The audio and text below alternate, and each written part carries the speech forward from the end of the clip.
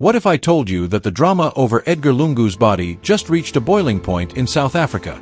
President Cyril Ramaphosa has reportedly sent a powerful message to the Lungu family: "We are not a graveyard, take him home." This explosive courtroom showdown is more than just about a burial. It's about politics, power, and Zambia's future.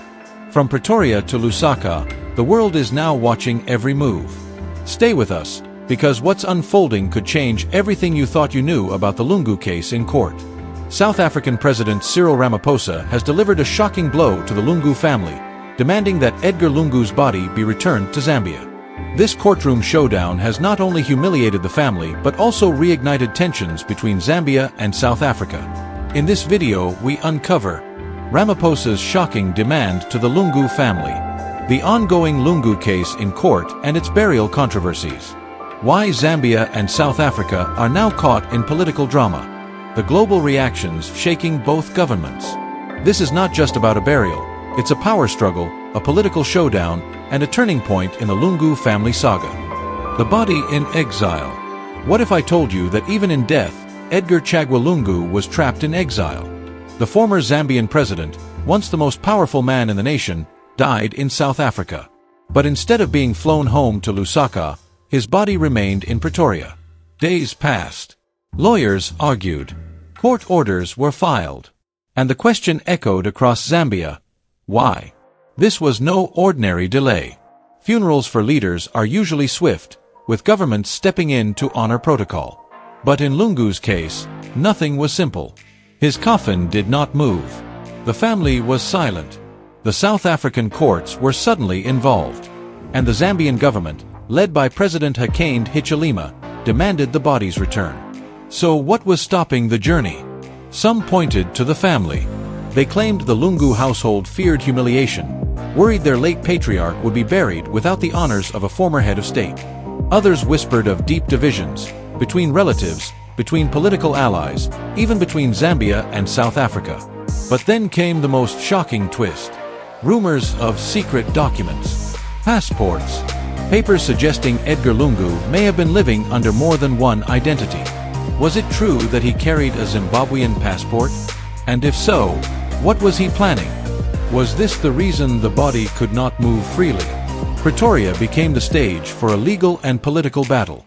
Judges weighed in. Diplomats whispered behind closed doors. South African President Cyril Ramaphosa himself was rumored to have taken a personal interest. Why would a foreign leader step into what looked like a family affair? Unless there was something bigger at stake. For Zambia, this was more than just a funeral. It was about Lungu's legacy. Was he to be remembered as a president, a victim, or a man who tried to escape justice? Every delay raised suspicion. Every rumor fed new theories. And every day the body remained in South Africa, the mystery deepened. But the most haunting question remained: who really controlled Lungu's final journey? His family, the South African courts, or the Zambian government? This is only the beginning. Because in the next episode, we uncover Pretoria's secret files, court records and documents that reveal the shocking reason why Lungu's body was never meant to leave South Africa so easily. Pretoria's secret files. What if the truth about Edgar Lungu's death wasn't just about grief, but about what lay hidden in court files? In South Africa's capital, Pretoria, judges received documents that would change the course of Lungu's final journey. Files so sensitive, they were sealed from the public eye. But as with every secret, whispers began to leak. At first, it looked like a routine case, a family seeking to keep their rights, a government demanding a body's release. But the paperwork told another story. The South African court wasn't just handling a burial dispute. They were handling evidence tied to identity, money, and politics. Inside those files were shocking claims. Multiple passports linked to Edgar Lungu's name. Not just Zambian, but allegedly Zimbabwean. The question was immediate and explosive. Why would a sitting president, or even a former one, need a foreign passport under another identity? Some insiders suggested it was a safety net. That Lungu, aware of the political storms awaiting him at home, had prepared an escape route. Others believed it was about business, secret dealings that required a separate identity far from Lusaka's scrutiny.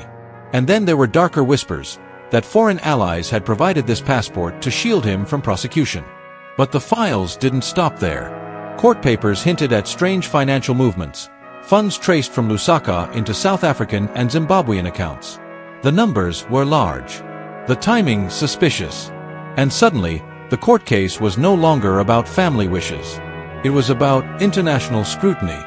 Why did Ramaphosa's government care so much? Because Pretoria now held not only the body of a former head of state, but evidence that could implicate powerful networks stretching beyond Zambia. If South Africa looked away, it risked being accused of complicity. If it acted, it risked a diplomatic storm. So the court ordered what seemed inevitable. The Lungu family must return the body. Officially, it was a matter of law. Unofficially, it was a message. South Africa would not be the safe haven for secrets carried to the grave. But this decision only raised more questions. Who leaked the details of the Zimbabwean passport? Why were certain files still sealed? And what promises were whispered between Lusaka and Pretoria before the judgment was announced? The stage was set for the most dramatic moment yet, the Courtroom Showdown. A battle where family loyalty, political power, and legal truth collided in front of the world. The Battle of Families. What happens when grief collides with power? In Pretoria's courtroom, Edgar Lungu's death became more than a tragedy. It became a battle. A battle between family, state, and the shadows of politics. On one side sat the Lungu family, grieving, angry, and determined to control the narrative of their patriarch's final days. They argued that Edgar was not just a former president. He was a husband, a father, a man whose dignity must be preserved at all costs. To them, the body belonged with the family, not in the hands of politicians. But across the aisle stood Zambia's state lawyers, armed with files and a firm order: the body must return home. To them, this wasn't only about family. It was about history, justice, and the legacy of a nation. Could a former head of state really be buried in a foreign land, with unanswered questions still hanging over his name? The exchanges grew fiery. The family accused the government of interference, of using the body as a weapon in a political war. The state countered. It was the family who had secrets to hide, who resisted the truth hidden in passports and bank transfers. The judge listened. The courtroom watched. And in the shadows, journalists scribbled notes as whispers filled the air. Were the family protecting Lungu's honor? Or were they protecting themselves? At one point, voices rose so loud the session had to be paused. Relatives broke down in tears. State lawyers clashed with defense counsel. And the atmosphere turned electric, a collision of emotion and law. But beneath the shouting, something deeper stirred. This wasn't just about where Edgar Lungu would be buried. It was about who held the power to write the final chapter of his story. Was it the family who loved him? The government he once ruled? Or the foreign court that now held his body? In the end, Pretoria's courtroom became a mirror reflecting Zambia's fractured politics, its unresolved battles, its tug-of-war between past and present. The judge's gavel fell, but the real verdict was still unclear. Because beyond the legal arguments, there was another figure watching quietly: South African President Cyril Ramaphosa. His decision, his move, would turn this private battle into a political earthquake. Ramaphosa's calculated strike. Power moves are rarely loud. Sometimes, they unfold in whispers, in court filings, in quiet conversations between leaders. And in the battle over Edgar Lungu's body, one man's silence became the loudest sound of all: Cyril Ramaphosa. At first, South Africa's president appeared detached. This was, after all, a Zambian affair. A family dispute. A legal technicality. But as the courtroom drama deepened, Ramaphosa's shadow stretched across every headline. Why? The truth is, South Africa could not afford to look weak. The longer Lungu's body stayed in Pretoria, the louder the world's questions became. Was South Africa sheltering secrets? Was it enabling corruption even after death? For a nation already battling its own political scandals, Ramaphosa knew the cost of inaction. So he acted. Carefully. Strategically. His government pressed the courts. His ministers whispered about protocols. And slowly, the legal tide shifted. The order was clear: the Lungu family must return the body. But make no mistake, this was no routine legal step. It was a calculated strike. Ramaphosa was not only protecting South Africa's image. He was sending a message. Pretoria would not be a safe haven for unfinished scandals. Why was this so important to him? Some insiders claim the decision came after closed-door phone calls between Lusaka and Pretoria. Others say Western diplomats added pressure, warning of reputational risk if South Africa looked complicit in hiding the truth. And then there's the theory that Ramaphosa himself wanted to distance his presidency from the ghosts of another man's corruption. Whatever the reason, his strike landed hard. The Lungu family, already fractured, found themselves cornered. Zambia's government celebrated, and Pretoria's courtroom became the stage where Ramaphosa's power was quietly stamped. But his move raised dangerous new questions.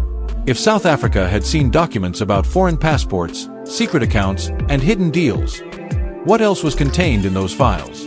And why were some pages still sealed? Ramaphosa may have solved one problem, but in doing so, he ignited another. Because whispers of a Zimbabwean passport were now headlines. And those headlines pointed to the next explosive chapter in this saga. The passport mystery. Sometimes, the smallest detail changes everything.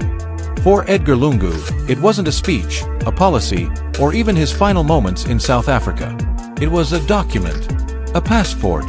When whispers first surfaced that the former Zambian president carried more than one identity, many dismissed it as rumor. But then came the files. Court documents hinting at a Zimbabwean passport linked to Lungu's name. Suddenly, the whispers became louder. The questions impossible to ignore. Why would a man who once held the highest office in Zambia need another nation's passport? One theory painted it as an escape plan. That Lungu, aware of the mounting legal cases back home, prepared a quiet exit strategy. If the storm grew too strong, he could simply disappear across a border, not as Zambia's ex-president, but as a private citizen under another name. Another theory pointed to business. For years, critics accused Lungu's circle of moving money through foreign accounts. Could a Zimbabwean passport have made those transfers easier? A way to protect fortunes hidden from Lusaka's watchful eyes? But there was a darker possibility still. Some analysts suggested that the passport wasn't just Lungu's idea.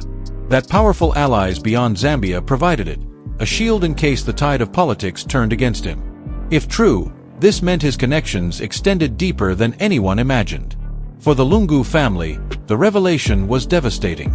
To many Zambians, it felt like betrayal.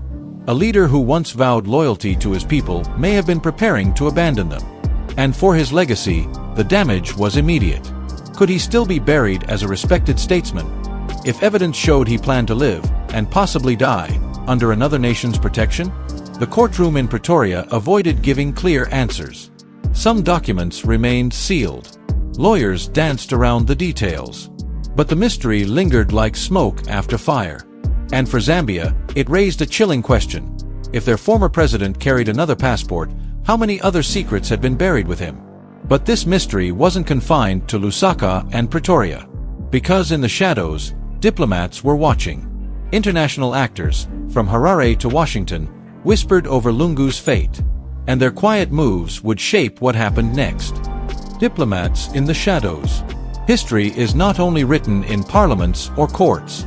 Sometimes, it is whispered in quiet hallways, over secure phone lines, and in the shadows where diplomats move unseen. And in the saga of Edgar Lungu's body, the shadows spoke louder than the public stage. As Pretoria's courtroom wrestled with legal arguments, another game unfolded behind the scenes. Foreign embassies, American, British, Zimbabwean, and even Chinese, began watching the case closely. But why would the death of a former Zambian president draw such attention from powers far beyond Lusaka? The answer may lie in what Edgar Lungu represented. To some, he was a former ally. To others, a liability. For Western nations, his years in power carried whispers of corruption and opaque deals. For Zimbabwe, the alleged second passport hinted at links deeper than friendship. And for China, Zambia's growing debt crisis meant that even Lungu's burial carried symbolic weight. Diplomatic cables, according to insiders, flew between capitals. Some urged South Africa to take a firm stance, to show it would not shield hidden scandals. Others reportedly pressed for silence, worried that too much exposure could unravel old networks of influence. But in Lusaka, the whispers took a sharper edge. Was Zambia's government itself trading information with these foreign players? Did President Hakainde Hichilema see an opportunity to distance his administration from Lungu's shadow, while also gaining international favor? For the Lungu family, this was devastating. They believed the struggle was between them and the Zambian state. Instead, they found themselves caught in a far bigger chess match. A match where diplomats, not judges, moved the most important pieces. And in the middle of it all stood South Africa. Pretoria was no longer simply holding a coffin. It was holding a story the whole world wanted to control. But here is the haunting truth. When too many hands reach for one secret, something always slips out. And the whispers of diplomats hinted at something darker still, a cover-up larger than anyone had imagined. Because if diplomats were this involved in a funeral, what else were they trying to hide? In the next episode, we ask the hardest question yet. The cover-up. Was Edgar Lungu's death, his passport, and his exile part of a much larger plan? One the world may never want fully revealed? The cover-up. Every mystery leaves behind a trail.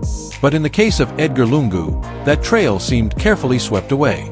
From sealed files to shifting narratives, from diplomatic silence to sudden court decisions, everything pointed to one chilling possibility: a cover-up. Think about it. Why was Lungu's body kept in South Africa for so long? Why were court records sealed, even when the public demanded answers? And why did whispers of a Zimbabwean passport emerge only after his death, never before? Some analysts argue this was deliberate. That powerful players, in Zambia, in South Africa, even beyond, had too much to lose if the full truth came out. If Lungu was indeed planning an escape, who helped him? If money moved across borders, who received it? And if foreign allies gave him protection, what promises were made in return? Others say the cover-up wasn't about shielding Lungu, but about shielding those still alive. His networks, his allies, perhaps even his rivals, all stood to be exposed if the files were opened too far. By keeping the narrative controlled, everyone could protect their own interests. But here's the problem with secrets: they rarely stay buried. Journalists in Lusaka began digging. South African insiders leaked fragments of the sealed documents. And international observers started asking whether Lungu's exile was just the final chapter of a much larger story. One that involved corruption, foreign deals, and political betrayal. The signs of a cover-up were everywhere. Delays in court, conflicting statements from officials, and the strangest silence of all, from those who once stood closest to Lungu, allies who suddenly vanished from the spotlight. Were they afraid or complicit? And yet, the most important piece of the puzzle was missing: the truth about the body itself. What did forensic experts in South Africa discover? What did they see that made Pretoria insist the coffin must go back to Zambia, no matter what the family said? Until those answers are revealed, the cover-up remains only half exposed. But one thing is certain: the battle over Lungu's body was no longer about mourning. It was about power, protection, and rewriting history. And that brings us to the final episode. Because when Pretoria finally forced the return of the coffin, the story didn't end. It exploded. The final return. It was the moment Zambia had been waiting for. After weeks of legal battles, whispers of passports, and hidden files, the order was final. Edgar Lungu's body would return home. But what should have been a solemn farewell became a spectacle of power, politics, and unfinished business.